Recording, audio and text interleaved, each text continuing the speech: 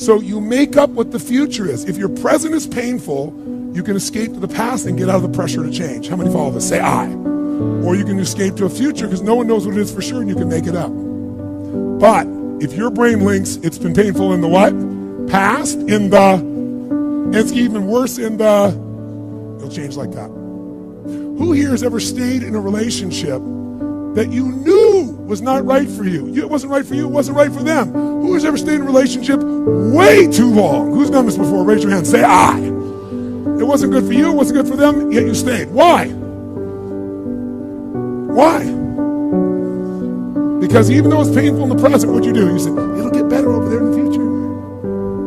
Who finally changed? Who here finally changed that? Say I. How'd you do it? Your brain went, it's painful now, it was painful in the past, it's gonna be worse in the future, that's it! That's what I call a Dickens pattern. When you lock in pain in all those places, there's no place to escape, so you change. It's like if you put a wall here, and a wall here, and we close them in on you, amazingly, you'll move forward. That's what we're talking about, giving yourself leverage on yourself that way, not having someone else do it to you, you do it to yourself. That's when you got the power again. How many get it? Say I. Every single day, you got to feed and strengthen your mind. Until you do that, you're always going to be in fear. Because fear is automatic. The human brain is designed for survival. It's not designed for success. Your brain is not designed to make you happy. That's your job. Right. And the only way you're going to do it is if you feed your mind, because otherwise, weeds grow automatically. My coach, my mentor, Jim Rohn, used to tell me, he said, Tony, every day you got to stand guard at the door of your mind. You got to watch what's going in, because if you're not careful, stuff will go in. And he said, oftentimes it's somebody who cares about you. He said, if your family, if your worst enemy puts sugar in your coffee, he said, what happens? I said, you got sweet coffee. He goes, what if your best friend by accident or your family don't mean to, they drop one drop of strychnine in your coffee, you're dead. He said, so life, sugar, and strychnine, and watch your coffee, right? Right. So every day I decided, I'm old enough, honestly, there was no internet those days. I'm pretty ancient. I used to go to the library because it's the only place you go. And I'd read biographies, I'd read people's lives, and it would make me go, wait a second, as bad as I think it is, the greatest people in the world had it worse. Sure. So there's something here. So you feed your mind. Jim Rohn used to say to me, skip a meal, but don't skip reading. He said, read 30 minutes a day, I don't give a damn what it is. Wow. And today, I don't mean internet crap. I mean, read something, a biography, read something that's a strategy, read something that's going to change your life. And the second thing I tell people is, feeding your mind's great, but you've got to also strengthen your body. And you do that as an athlete naturally. I learned to do that because fear is physical, right? You know where you feel it. And if you go work out, if you go lift, if you go run, even if you're out of shape, you just go for an intense walk, that experience alone changes your life. Every day of my life. Go for the book, start the library, start the process, fall on the floor, do some push-ups. Action. Got to take action. Otherwise, the wisdom is wasted. Otherwise, the emotion soon passes. Unless you put it into a disciplined activity. Capture. Disciplines is called how to capture the emotion and how to capture the wisdom and translate it into equity. Disciplines. Now, here's what's important about disciplines. All disciplines affect each other. In fact, here's a good philosophical phrase. Everything affects everything else. Nothing stands. Don't be naive in saying, well, this doesn't matter. I'm telling you, everything matters.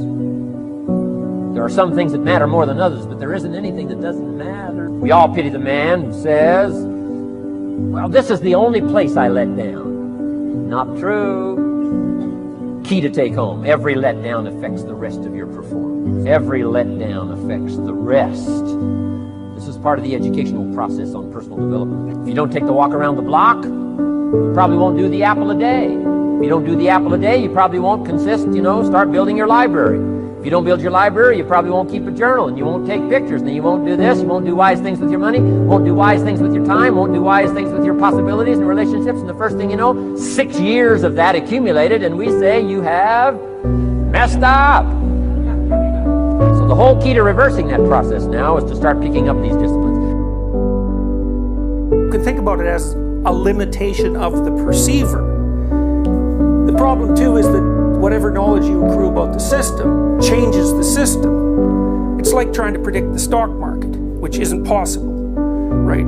So I think that's a really good example, actually. And try to predict the stock market rationally. See how you do. Well, you might say, well, it's not real. It's like, okay, well, we don't agree about what constitutes real. So we could have that discussion. Sounds like what you're saying is that truth is as much about action as it is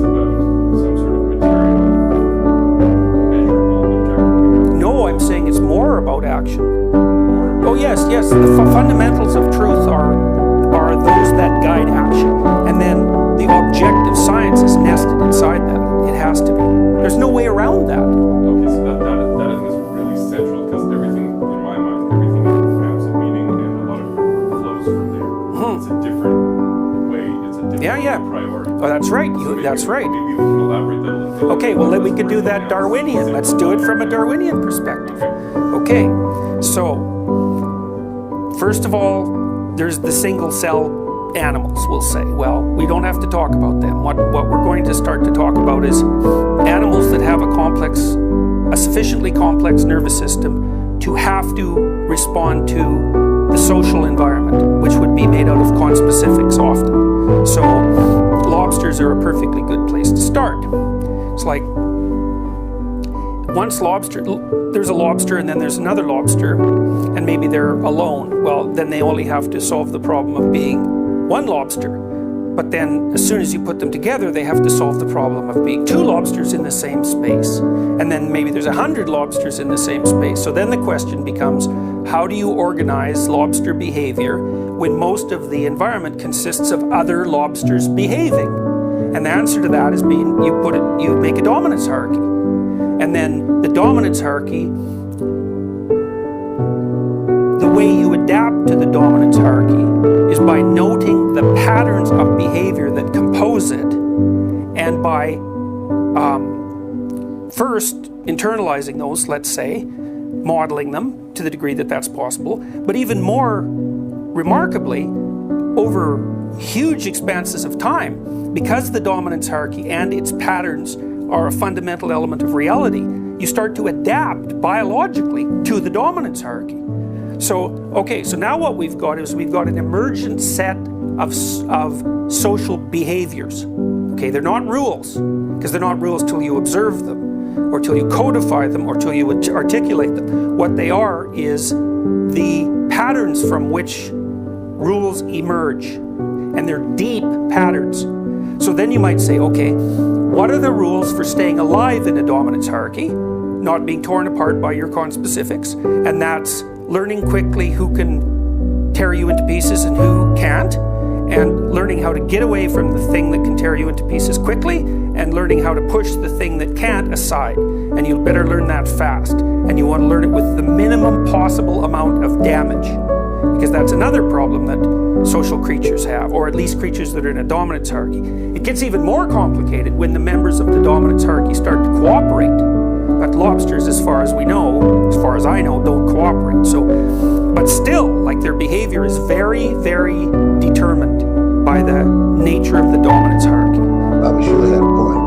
Tough times never last. What tough people do, we are tough. Young people, you can call me an old head if you want to. I don't care anything about that name calling. No, I'm saying think. The people who are polluting this conversation is not for you.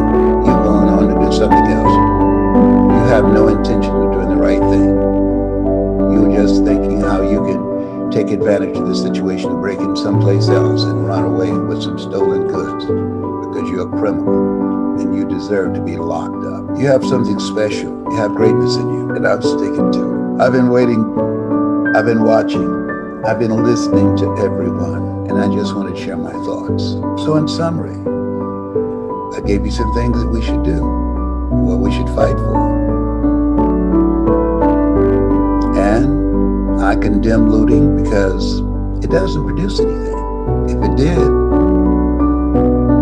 we would have the changes that we want. But I also know there's no change. Listen to me, Linda. There's no change without resistance.